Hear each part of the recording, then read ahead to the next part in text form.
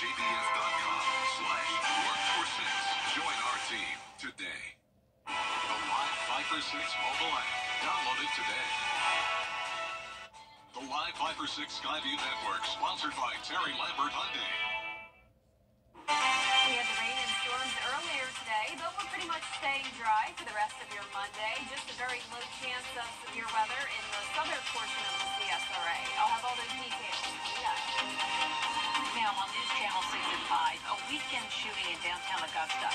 We'll have the latest on the chaos on Broad Street. Also ahead, the race for sheriff in Aiken County. We're going to hear from candidate Stuart Frettle. And keeping the streets of Georgia safe. How the GBI is working to make your family and your community safer. As your News at 5 starts now. Live from Television Park, this is WJBF News Channel 6 at 5. Good evening, everybody. I'm Brad Means. And I'm Jenny Montgomery. Thank you for joining us. Coverage you can count on begins in downtown Augusta, where the identity of a suspect in a weekend shooting is now known. The GBI... If you voted Republican the first time around, you can't vote in this one at all. Everybody else can. It is time now for a check of the weather. Here's our meteorologist, Jenna Petracci. Hey, Jenna. Hey guys, so nice and dry right now across the CSRA, but I am watching for the chance of some pop-up storms the rest of this evening. As you can see, we're under a severe thunderstorm watch until 9 o'clock. That's for the county shaded here in yellow. 60-mile-per-hour wind gusts and quarter-size hail, not out of the question, but it definitely looks like a pretty low chance. As you can see, the majority of the activity is staying to our south. All of these storms are mostly moving off towards the east, but one of them here is getting closer and closer to Emmanuel County. Notice it has a bit of a northerly turn here, may even clip a portion of Johnson County, so this is an example of what we'll have to watch over the next couple of hours. Of course, there's a possibility that storm could weaken, though, by the time it crosses into the CSRA. Earlier this morning, though, the storms certainly weren't weak. We had a decent amount of scattered showers and storms come through the CSRA. May have woken you up this morning. I know it did with me. Lots of thunder, frequent lightning, heavy downpours, along with a severe thunderstorm warning issued around 4 o'clock in the morning for Jefferson County. That same cell got even stronger as it moved into Jenkins and Screven, causing some trees to fall down. And then we had another storm pop up in Burt County, moving into Barnwell for the hail and damaging winds. And that was around 6 o'clock this morning. By the 7 o'clock hour, mostly dry, and then we just had a few more weaker showers and storms come through later on. Notice the storm reports for the wind damage were all across Burt County, right over downtown Millen, and the southeastern portion of Screven County. Our Terry Lambert Hyundai Skyview cam in Swainsboro showing no rain at the moment, but definitely looking pretty stormy with the clouds taking over. Temperatures in the low 80s for the most part, 83 in Thompson, 81 in Augusta, but warmer in Millen at 87, Sylvania 88, 81 in Edgefield, and Wrightsville at the 90-degree mark. That's because they stayed dry today with a decent amount of sunshine. Winds coming in from the west, 4 miles per hour in Waynesboro, 9 in Aiken, 7 in Augusta, and 5 over in Washington. So those winds are pretty light, and the reason for the storms is due to this cold front passage. Now, once the cold front comes through, we'll have drier air take over for tomorrow. It will be a beautiful day, but staying mostly cloudy today. Temperatures in those mid to upper 70s. Coming up, I'll have a look at the futurecast, so stay with us, but back to you. South Carolina's primary election coming up tomorrow, where Aiken... For the first time in 2 years, Shepherd Community Blood Center is making an emergency appeal to help restock the shelves. They're in critical need of blood to get the supply up. It's to the point where they are unable to completely fill orders from hospitals. All blood types and all blood components are needed. A local mom whose daughter was diagnosed with leukemia tells us why donors are so important. I feel like everybody should try to donate if they can. If you are able to donate, you should go in, donate blood, maybe plasma, and be able to get children and people who are in need help that they need. Thank you. Today, Madeline met Kate Riddle and her mom, Danya. Kate has leukemia and is a recipient of Madeline's blood donation. This week, the center's hours are being extended. To find the times and locations, just go to shepherdblood.org. Well, tonight, the GBI director is talking about ways to keep communities in Georgia safer. Here's Atlanta Bureau Chief Archith Seshadri. The GBI will launch a new gang task force unit in Columbus starting July 1st after adding a new task force in Macon last year. To expand the cold case unit, the GBI says they will certify 2 criminal profilers by the end of the year. The profilers bring another tool into the investigation, understanding the victimology of the deceased if it is a murder case, but also being able to look at the offender and diving into what kind of person could have potentially committed this crime and that sort of thing. We look at what we call the big 3, so that's crime scene, autopsy, and the victimology. And we look at that to determine what type of offender would have committed this particular crime that had occurred. And we study the behavior within that crime scene. We study the behavior from the autopsy, and that helps us determine what type of offender characteristics to help us narrow down the suspect pool to hopefully ultimately lead us to a suspect in the case. The director says the GBI is an assist-only agency, and ultimately it's a team effort between federal partners and the local sheriffs to crack down on crime. Whether you're talking about violent crime or you're talking about gangs, you can go down the gamut of the crimes that the GBI investigates and law enforcement does.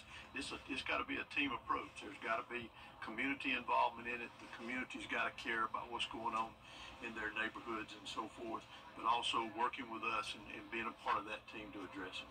Last year, the GBI handled nearly 7,000 cases and are working to reduce the retention rate, which sits at 12%.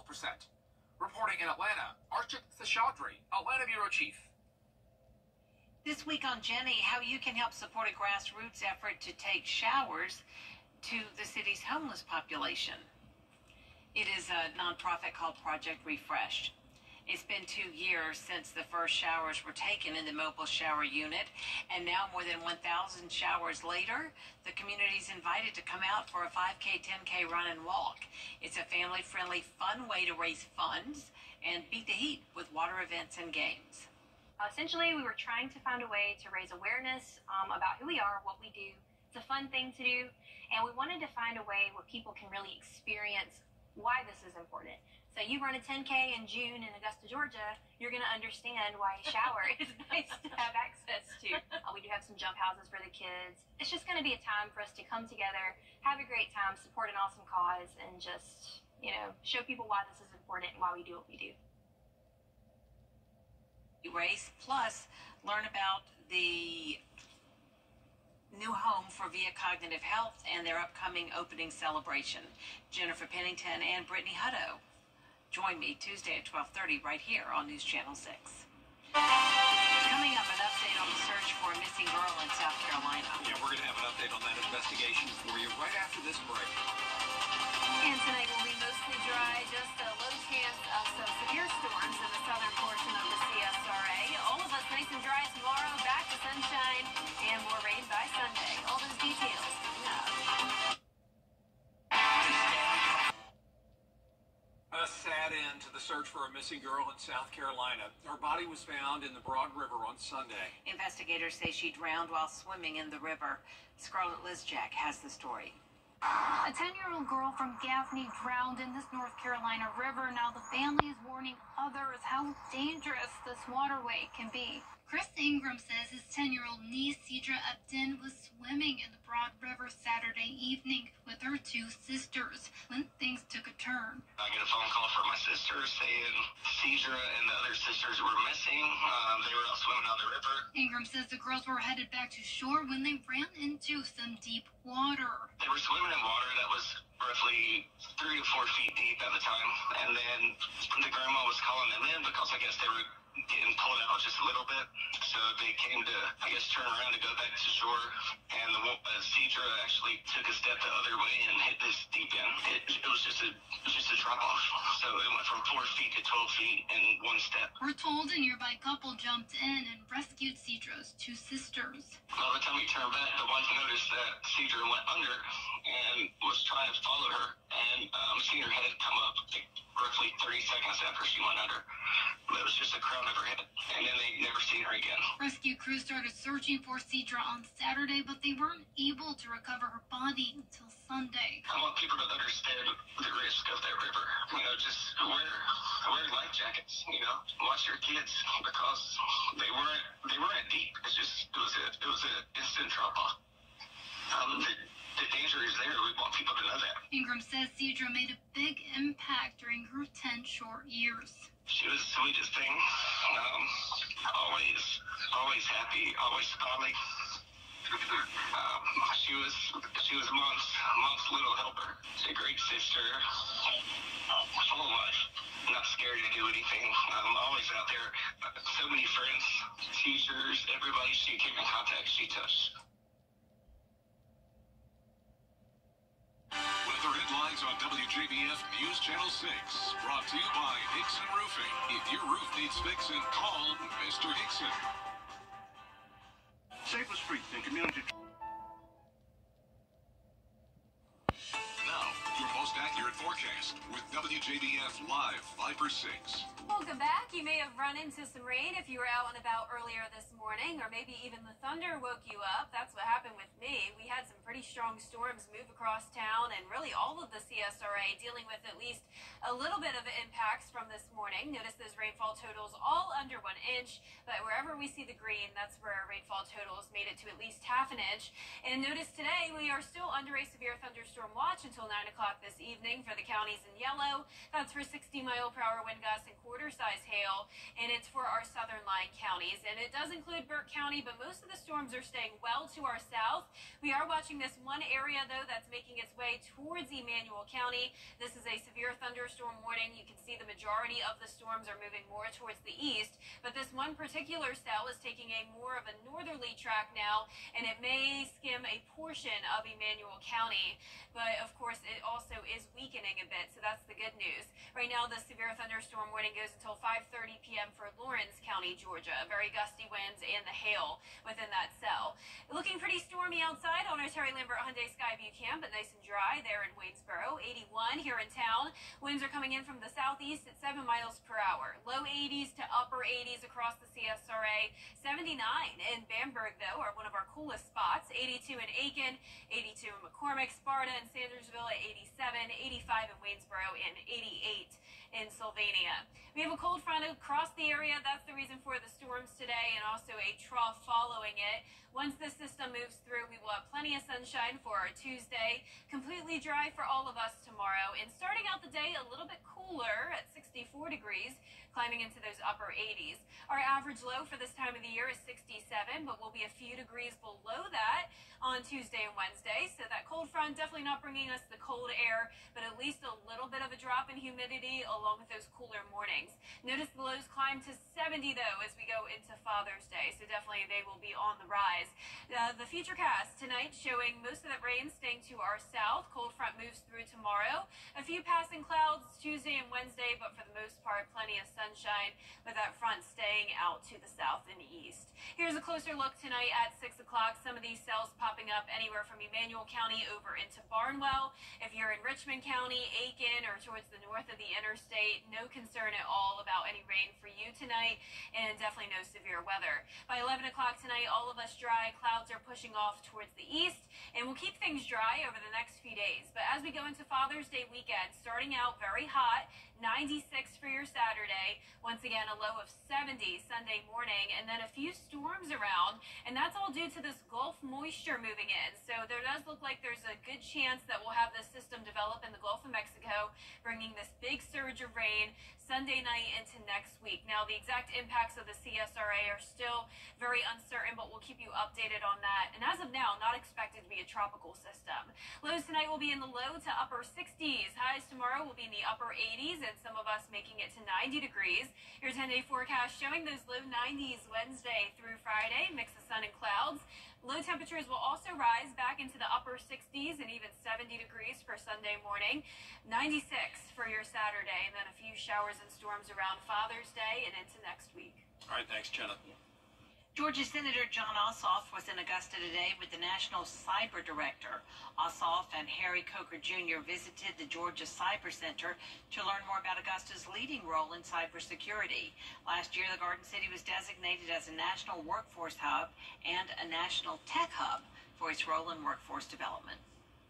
We are working relentlessly to elevate Augusta, Georgia as a national capital for cybersecurity. Between Augusta University and Fort Eisenhower, we have extraordinary assets here. President Biden often says there's nothing we can't do if we do it together. That spirit of collaboration, to work together to build the cyber workforce that our nation needs, is alive and well right here in Augusta. They also visited Fort Eisenhower's Army Cybersecurity Center of Excellence, where Senator Ossoff announced the post is receiving $163 million to upgrade their infrastructure. Up next, a Georgia man with an incredible survival story. It sure is. How he made it back home after he fell off a cliff. After the break. Is your driveway or Honda dealer? A Georgia man back home safe after a scary fall in Central America. He was hiking a volcano when he says he fell hundreds of feet off a cliff. Andrew Dimbert has the story. A hiker from Georgia is talking about his miracle rescue from a volcano. I'm very lucky and blessed to be alive. Zain Walyani was hiking on a volcano in Guatemala last month when he says he got separated from his group, then fell 400 feet off a cliff. In my head, I was immediately like, oh, I screwed up.